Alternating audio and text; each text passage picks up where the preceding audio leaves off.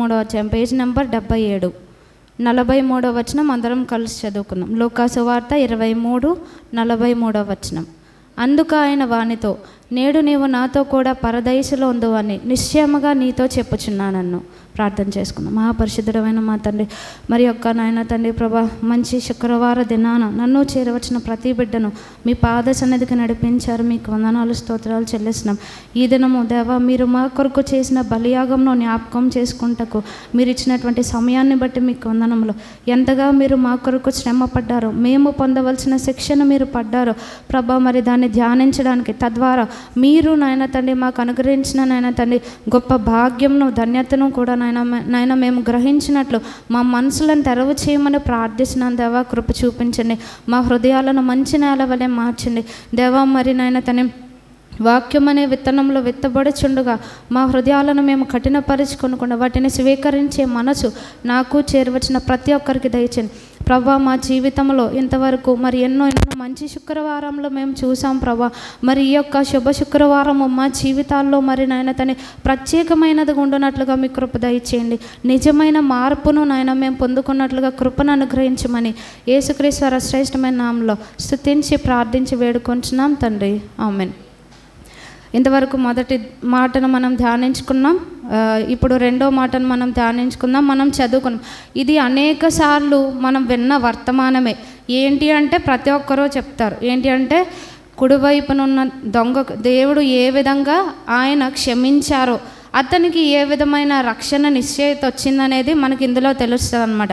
ఈ ఒక్క మాటలోనే యేసుక్రీస్తు వారు ఇచ్చిన క్షమాపణ, ఫర్గివ్నెస్ అనేది ఉంది. అలాగే ఆయన ఇచ్చిన వాగ్దానము, నిశ్చయముగా నీవు నాతో కూడా నేడే పరదైసులో ఉంటావనే వాగ్దానం ఇచ్చారు.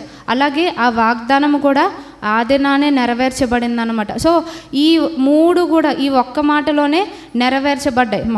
మనం దీన్ని ధ్యానిస్తే గనక యేసుక్రీస్తు వారిని సిలువ వేసినప్పుడు ఆయనతో పాటు ఇంకా 2 దొంగలు సిలువ వేయబడినట్టుగా మనకి తెలుసు అన్నమాట. అది మనం చూస్తే గనక ఇక్కడ 2 సిలువ వేయబడ్డారు అని మనకి రాయబడి ఉంది. కానీ ఈ యొక్క దొంగ గురించి మనం ధ్యానిస్తే ముందుగా ఈ దొంగ కూడా యేసుక్రీస్తు వారిని అపహాస్యం చేసిన వారిలో, హేళన చేసిన వారిలో ఉన్నాడనమాట. అంటే ఏకదమ్ముగా ఇతనికి మార్పు వచ్చేలేదు.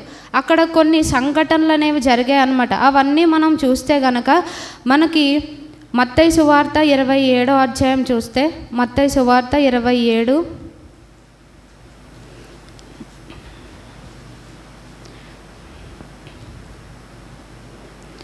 మత్తయి సువార్త 27:44 వచనం చూస్తే పేజ్ నెంబర్ 29.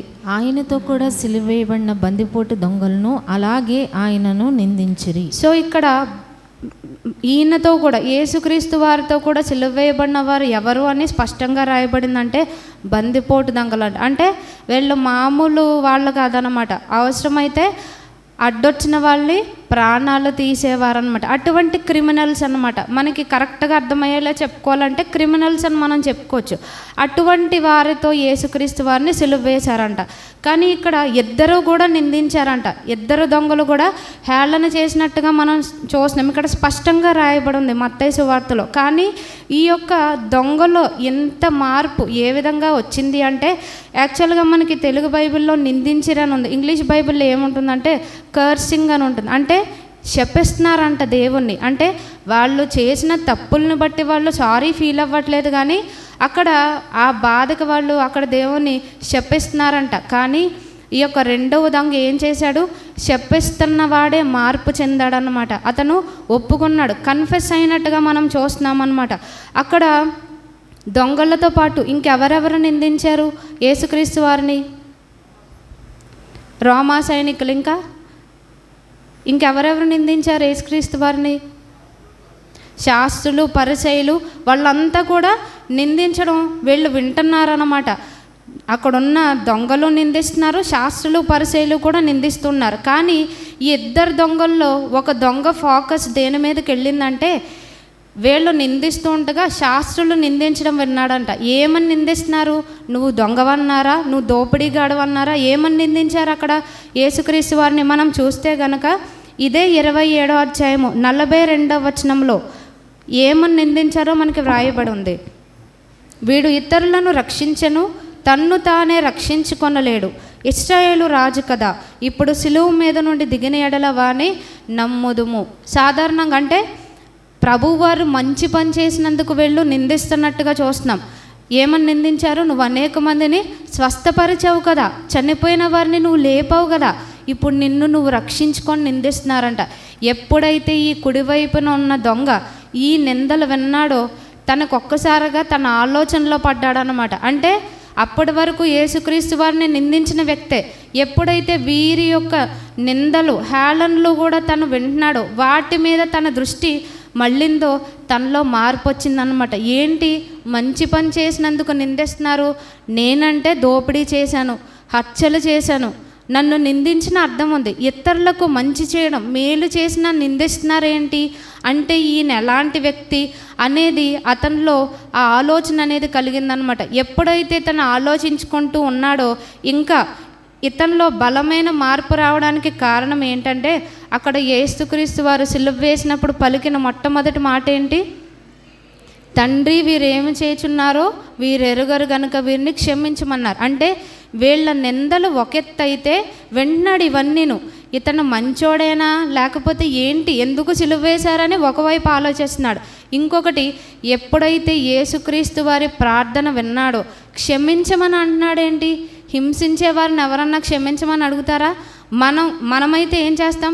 ఖచ్చితంగా మనం ప్రతీకారం కోరుకుంటాం. మనం కోరుకోము అని ఇక్కడ తల ఊపినా అంటే మనుషులు చూస్తారు కాబట్టి మనం తల ఊపుతాం, కానీ ఖచ్చితంగా మన మనస్తత్వం అంటే ప్రతీకారం కోరుకుంటాం. అది ప్రతి ఒక్కరి బ్లడ్లో ఉన్నదే.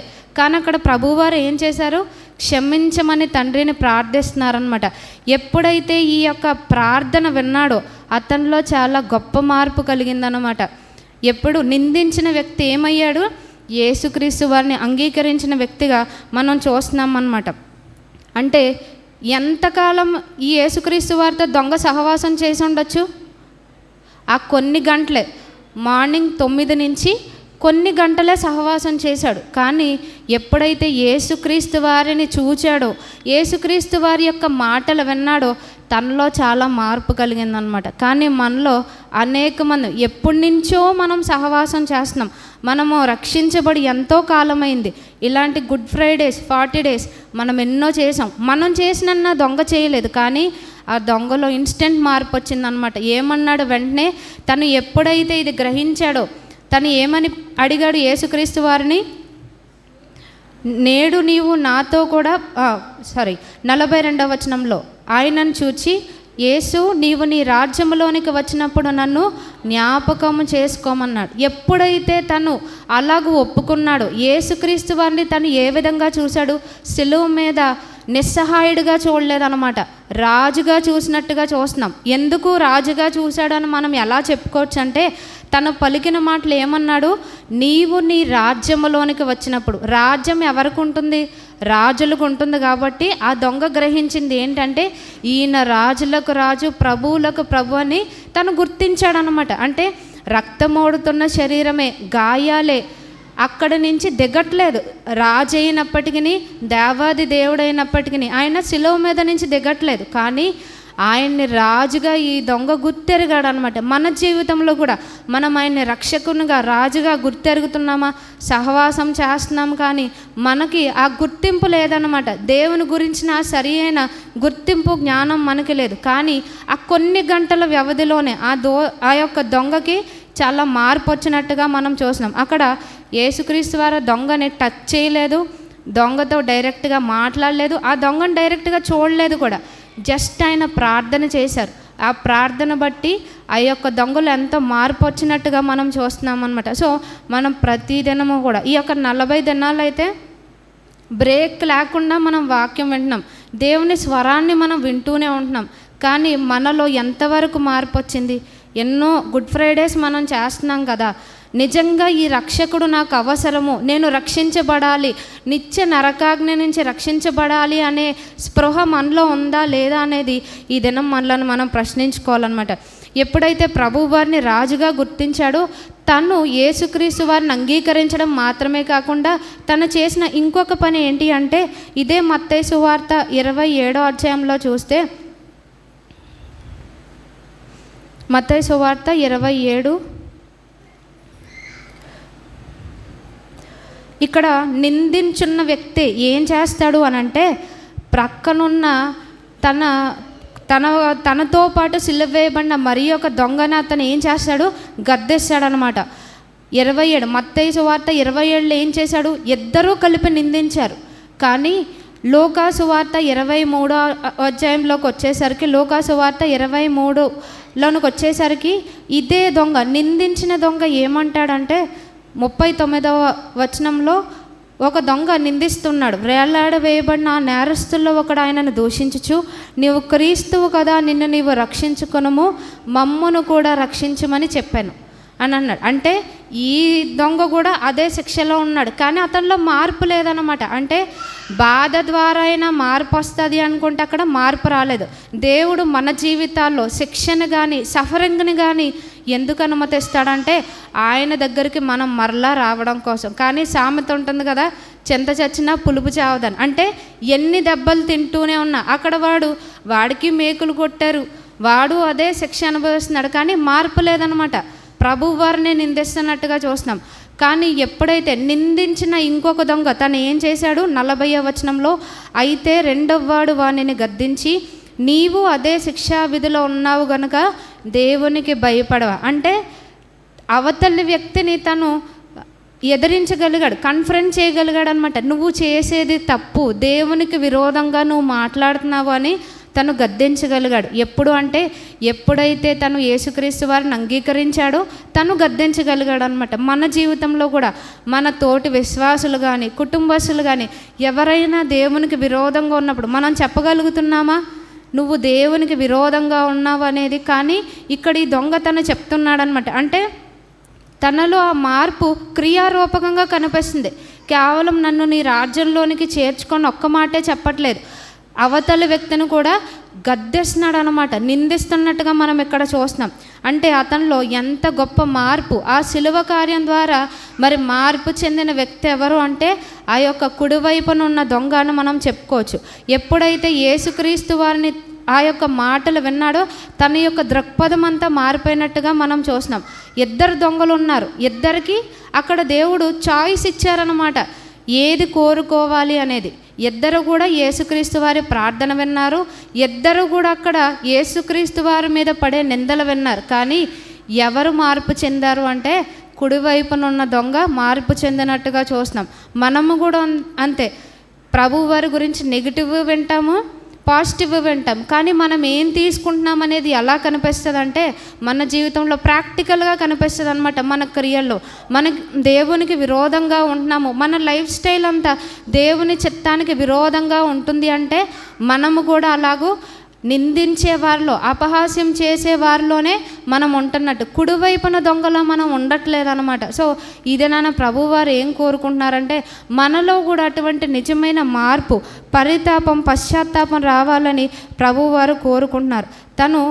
తన ఫ్రెండ్ని అంటే తనతో కూడా సిలువ వేయబడిన దొంగను గద్దించాడు, తన యొక్క వాస్తవ స్థితిని ఒప్పుకున్నాడు. ఏమన్నాడు 40వ వచనంలో, 41వ వచనం, మనకైతే ఇది న్యాయమే అన్నాడు. సో మన జీవితంలో కూడా మన వాస్తవ స్థితిని ఒప్పుకోవాలన్నమాట. ఏంటంటే ఏమంటాం, ప్రవ్వా మమ్మల్ని క్షమించు అంటాం, కానీ అది వ్యక్తిగతంగా ఉండాలి. నన్ను క్షమించు ప్రవ్వా, ఫలానా విషయంలో నేను తప్పిపోతున్నాను, ఈ విషయాన్ని నేను జయించలేకపోతున్నాను అనేది మనం దేవుని దగ్గర నిజాయితీగా ఒప్పుకోవాలన్నమాట. తను ఏమన్నాడు, మనకి ఇది కరెక్ట్ పనిష్మెంటే, కానీ ఈయన నిర్దోషి అని అంటున్నాడు. సో శుభ శుక్రవారము అని అంటే మనం ఏం చెప్పాలంటే మన కొరకు అనుకునే కంటే నా కొరకు ప్రభువారు సిలువ వేయబడ్డారు, నాకు బదులుగా ఆయన ఆ ప్లేస్లో ఉన్నారు అనే గ్రహింపు మనకు ఉండాలన్నమాట. అంటే ఆచారయుక్తంగా గుడ్ ఫ్రైడే వస్తుంది కాబట్టి దాన్ని మనం ఆచరించడం కాదు, నేను పొందవలసిన శిక్షను ఆయన పొందుకున్నారు, ఆ ప్లేస్లో నేను ఉండాలి అనేది మనలో ఉండాలని ప్రభువారు కోరుకుంటున్నారు. అదే ఈ యొక్క దొంగలో జరిగిన కార్యం అన్నమాట. అంటే వాక్యాలు వినటం మాత్రమే కాదు, తనలో గొప్ప కార్యం జరిగినట్టుగా చూస్తాం. ఈ దొంగ మనలాగా మందిరానికి రాలేదు, బైబిల్ చదువుకోలేదు, అర్పణలు అర్పించలేదు, కానీ ప్రభువారితో ఉన్న ఆ కొద్ది క్షణాలు తనలో ఎంత గొప్ప మార్పునిచ్చాయన్నమాట. సో మన జీవితాల్లో కూడా మార్పు రావాలంటే ప్రభువారితో వ్యక్తిగత సంబంధం అనేది చాలా ప్రాముఖ్యం అన్నమాట. ఎప్పుడు మన వాస్తవస్థితి తెలుస్తుందంటే, మోషే భక్తుడు ఒక ప్రార్థన చేస్తారు. ఏమంటారు? నీ ముఖ కాంతిలో మా రహస్య పాపములు కనబడుచున్నవని. అంటే ఆయన ముఖ కాంతిలోనికి మనం రావాలన్నమాట. ఇలాగ అందరితో కలిపి రావడం, ఏదో సండే ఒక్కరోజు వచ్చి వెళ్ళిపోవడం కాదు. ప్రతిరోజు కూడా ఆయన ముఖ కాంతిలోనికి మనం వచ్చినప్పుడు మన వాస్తవ స్థితి, ఏ విషయాల్లో మనం తప్పిపోతున్నామో, ఏ విషయాలు దేవునికి మనకి అడ్డుగా ఉన్నాయనేది ప్రభువారు మనకి తెలియపరుస్తారనమాట. ఇక్కడ నిందించిన దొంగ ఏమన్నాడంటే, నిన్ను నువ్వు రక్షించుకో, మమ్మల్ని కూడా రక్షించన్నాడు. అంటే వాడికి ఆ బాధ తప్పితే చాలన్నమాట. అంటే టెంపరీ పెయిన్ తను తగ్గితే చాలనుకుంటున్నాడు, కానీ తన ఆత్మ నశించిపోకూడదనే స్పృహ అతనిలో లేదనమాట. కానీ ఈ మార్పు చెందిన దొంగ ఏమడిగాడు? నన్ను ఈ బాధ నుంచి తప్పించనలేదు, నన్ను జ్ఞాపకం చేసుకున్నాడు. అంటే నీ రాజ్యంలోనికి చేర్చుకొని కూడా అడగలేదు. ఏమన్నాడు? నువ్వు నీ రాజ్యంతో వచ్చినప్పుడు జస్ట్ నన్ను మర్చిపోకుండా నన్ను జ్ఞాపకం చేసుకున్నాడు. అంటే పరలోకానికి, పరదయసుకు కూడా తను అర్హుడు కాదనే ఆ గ్రహింపు తనకు వచ్చిందనమాట. మన జీవితంలో కూడా అటువంటి తగ్గింపు, గ్రహింపు ఉండాలి. అంతేగాని నేను భక్తిపరురాల్ని, భక్తిపరుణ్ణి, నా ప్రార్థన, నా పరిశుద్ధత అనుకుంటే మనం రక్షించబడలేదన్నమాట. మొదటి మాటలో ప్రభువారు మనకి క్షమాపణ ఇవ్వడం, ఆఫర్ చేయడం మనం చూసాం. కానీ ఆ క్షమాపణ అనేది ఏ విధంగా వస్తుందంటే, ఎవరైతే వ్యక్తిగతంగా ప్రభువారు దగ్గరకు వస్తారో వచ్చిన వారికి మాత్రమే క్షమాపణ అన్నమాట. అక్కడ ఇద్దరికి క్షమాపణ ఉంది, కానీ ఎవరు ప్రభువారిని క్షమించమని అడిగారు? కుడివైపున ఉన్న దొంగ మాత్రమే. సో ప్రభువారు బలియాగం అయిపోయింది కాబట్టి మనకి క్షమాపణ వచ్చేలేదు. మనము కూడా ఆ దొంగ వలె అటువంటి మైండ్ సెట్ కలిగి ఉండాలన్నమాట. ప్రభువారి దగ్గర మన వాస్తవ స్థితిని ఒప్పుకోవాలి, ప్రభువారిని క్షమించమని అడగాలి. అప్పుడే మనము కూడా రక్షించబడే వాళ్ళుగా ఉంటాం. ఏదైతే ఈ దొంగకి తన లైఫ్ అంతా చాలా భయంకరంగా గడిచింది, కానీ తన ఎండింగ్ ఎంత బాగుందంటే తనకు ఒక నిశ్చయిత వచ్చేసిందనమాట. ఎప్పుడైతే ప్రభువారు జ్ఞాపకం చేసుకోమంటే నువ్వు నాతో ఉంటావు అన్నారు, అంటే నాతో నీకు సహవాసం ఉంటుంది అన్నారో తనకి చాలా హ్యాపీగా ఉందన్నమాట. అంటే ఆ బాధ తనకి బాధలాగా అనిపించదు. మన జీవితంలో కూడా అంతే, మందిరానికి వచ్చి వెళ్ళడం కాదు, నిశ్చయితతో మనం వెళ్ళాలి అని ప్రభువారు కోరుకుంటున్నారు. అలాగే ఈ దొంగ వలె మన యొక్క ముగింపు కూడా చాలా దేవునికి మహిమ కారణంగా ఉండాలంట. అందుకని ప్రసంగి భక్తుడు ఏమంటారంటే, కార్యారంభము కంటే కార్యాంతం మేలంట. అంటే మనం ఎంత గొప్పగా ప్రారంభించామన్నది కాదు, అదే ఈ యొక్క దొంగకి మనం అప్లై చేసుకుంటే తన ప్రారంభమేం గొప్పగా లేదు.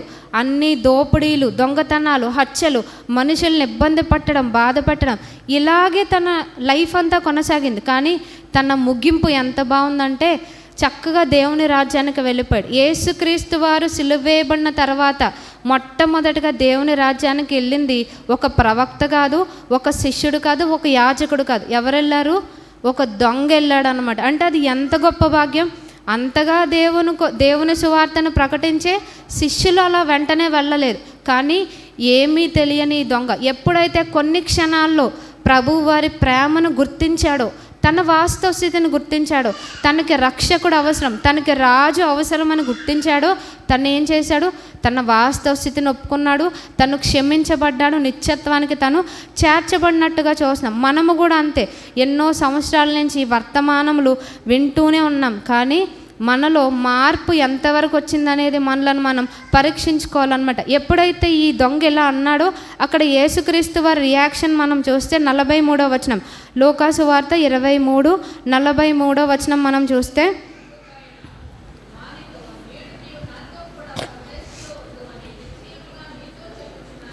ఇక్కడ ప్రభువారు ఇతనికి గొప్ప వాగ్దానం ఇచ్చారు, నిశ్చయిత ఇచ్చారనమాట. ఎలాంటి పరిస్థితుల్లో ఇచ్చారంటే అక్కడ ప్రభువారే హ్యాపీగా లేరనమాట. ఆయన కూడా భయంకరమైన బాధను అనుభవిస్తున్నట్టుగా మనం చూసాం. ఈ యొక్క దొంగలను అయితే కొరడా దెబ్బలు కొట్టలేదు, డైరెక్ట్గా తీసుకొచ్చారు, సిలువ వేశారు. కానీ ప్రభువారికి గురువారం రాత్రి నుంచే వీళ్ళు హింసిస్తూ ఉన్నారనమాట. ఏం చేశారో మనకి తెలుసు, ముళ్ళ కిరీటం పెట్టారు. అంటే ఎంతగా ఆయనకి బాధ వచ్చి ఉంటుంది. మనకి హెడేక్ వస్తేనే మనం తట్టుకోలేం, కానీ అటువంటి పరిస్థితిలో కూడా ఆయన ఏం చేశారు? మనకి ఏదన్నా చిన్న బాధ వచ్చింది అనుకోండి, తలపోటుగా ఉంది, పక్కనోళ్ళు లొడలొడ మాట్లాడుతూ ఉంటే మనం ఏమంటాం? ఆపహే అంటాం. కానీ ప్రభువారు అలా అనలేదు. నేనే బాధపడుతున్నాను, నన్ను విసిగించకని అనలేదు. ఆయన సమాధానం ఎంత ప్రేమగా ఉందంటే, నువ్వు కూడా నన్ను నిందించావు కదా, చాలా ఆలస్యం అయిపోయింది, ఇప్పటికైనా అనలేదనమాట. ప్రభువారు ఏమన్నారు, నేడు నువ్వు నాతో కూడా పరదేశంలో ఉంటాను, అంతే ప్రేమతో చెప్పారనమాట. అంటే మనం ఎంతవరకు ఎలా ఉన్నా, మన గత స్థితి ఎలా ఉన్నా, ఇప్పుడు ప్రభువు దగ్గరకు వచ్చిన మనం, ఆయన శిలువ యొద్దకు వచ్చిన మనము ఏం చేయాలి అంటే ఆయన్ని క్షమాపణ అడగాలని. అంటే ఆయన యొద్దకు వచ్చే వారిని ఆయన ఎంత మాత్రం త్రోసివేయడంట. నువ్వు దోపిడీలు చేసావు కదరా, నన్ను హేళన చేసావు కదా అని అన్నారా ప్రభువారు? అక్కడ అనలేదు. అక్కడ తనకి ఎంతో గొప్ప నిశ్చయిత ఇచ్చినట్టుగా మనం చూస్తున్నాం. ఎప్పుడు అంటే చాలా ఇన్స్టెంట్గా అనమాట. ఇన్స్టెంట్ ఫర్గివ్నెస్ అని మనం చెప్పుకోవచ్చు. అంటే ఆలోచించి చెప్తాను, తర్వాత నేను రాజ్యంలోనికి వెళ్ళాకప్పుడు నీ సంగతి ఏంటో ఆలోచిస్తానని అనలేదు. తను ఒప్పుకున్నాడు, నిజాయితీగా ఒప్పుకున్నాడు. ప్రభువారు క్షమించారు, తన్ని పరదైసులోనికి చేర్చుకున్నట్టుగా మనం చూస్తున్నాం అనమాట. మనము కూడా అంతే, వాయిదాలు వేయకూడదనమాట. అందుకని పౌలు భక్తుడు ఏమంటారు, నేడే రక్షణ దినం అన్నారు, రేపే రక్షణ దినం అనలేదు, నేడే రక్షణ దినం అన్నారు. అంటే ఆ దొంగ సరైన నిర్ణయాన్ని తీసుకున్నాడు అనమాట. మన జీవితంలో కూడా ఇంకా మనకు ఆయుష్కాలం ఉంది అని మళ్ళీ ఎవరికన్నా గ్యారంటీ ఉందా అంటే లేదు. నెక్స్ట్ మినిట్ మన జీవితంలో ఏం జరుగుద్దో మనకు ఎవ్వరికీ తెలియదు. ఆల్రెడీ మనకి ఇండియాకి ఎప్పటి నుంచో వార్నింగ్ ఇస్తున్నారనమాట. ఏమని, గ్రేట్ ఎర్త్క్వేక్ వస్తుందని. ఎంత మ్యాగ్నిట్యూడ్లో వస్తుందో కూడా చెప్పారు. 9.3 మ్యాగ్నిట్యూడ్ అంటే మొత్తం అంతా కూడా మొత్తం డిస్ట్రక్షన్ అనమాట. సో అటువంటి పరిస్థితులు మనకి రాకముందే ప్రభు వారితో మనం ఎప్పటికప్పుడు మనల్ని సెటరేట్ చేసుకోవాలి, మన విషయాలన్నీ సరి చేసుకోవాలని ప్రభువారు మన నుంచి కోరుకుంటున్నారనమాట. మనం చెప్పుకున్నాం ప్రభువారు క్షమాపణ ఇచ్చారు అని.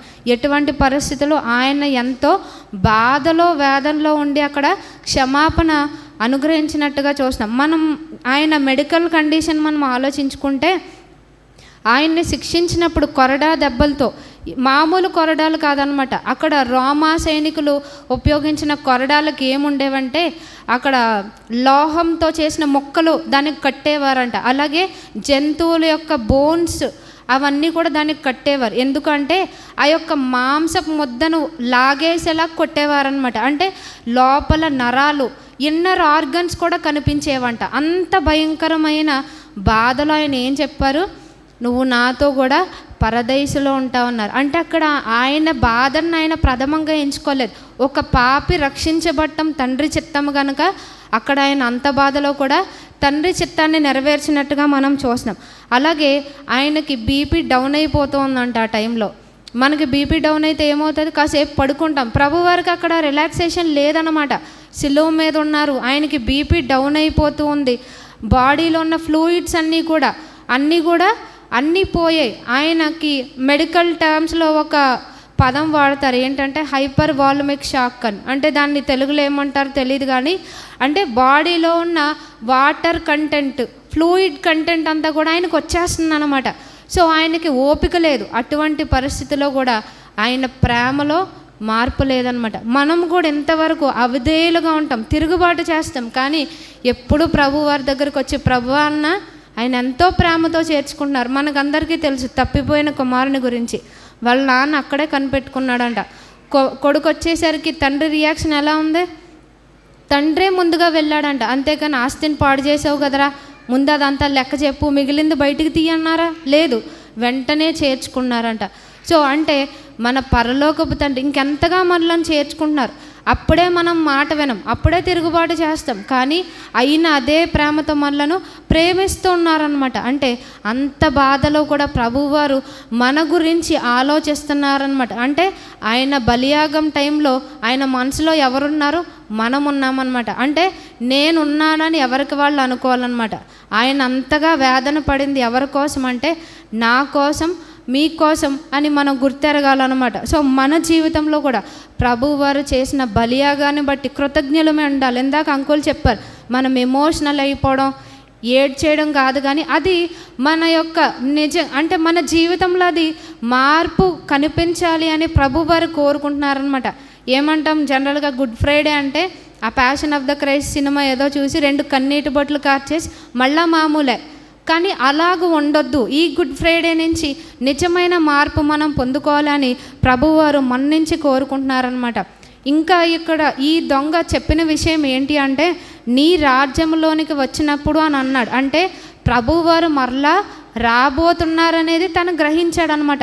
మొట్టమొదటిగా ప్రభువారు చెప్పారు, పరలోక రాజ్యం సమీపించున్నది, మారు మనసు పొందండి అని ఇవన్నీ చెప్తున్నారు.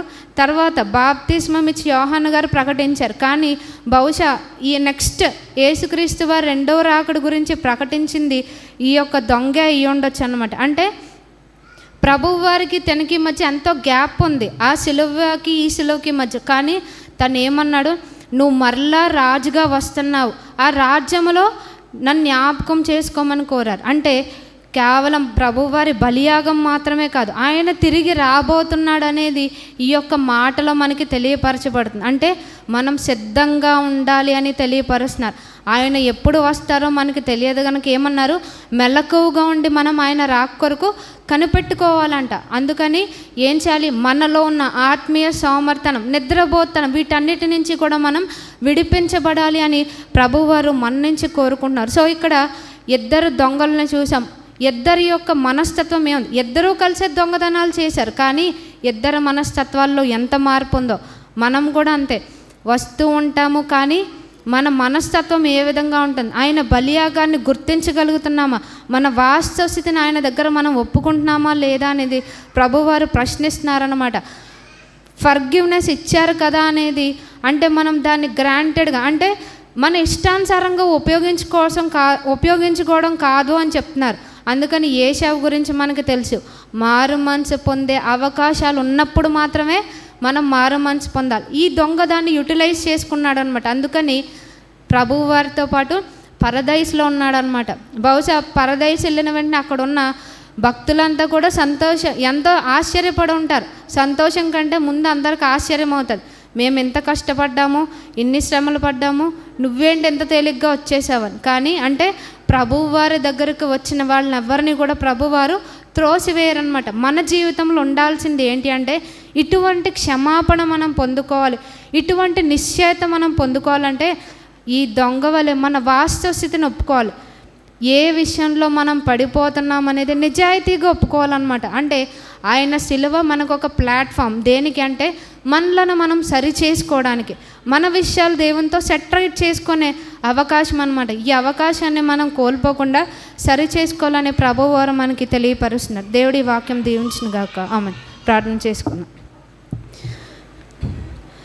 ఆయూట మున్గి దొంగయు హాశుద్ధుడాయేను, నేనట్టి పాపి నీప్పుడు నేనందు మంగోదు, యేసుండు నాకు మారుగా ఆ సిల్వ చావగా, శ్రీ యేసు రక్తమేప్పుడు స్రవించు నాకుగా.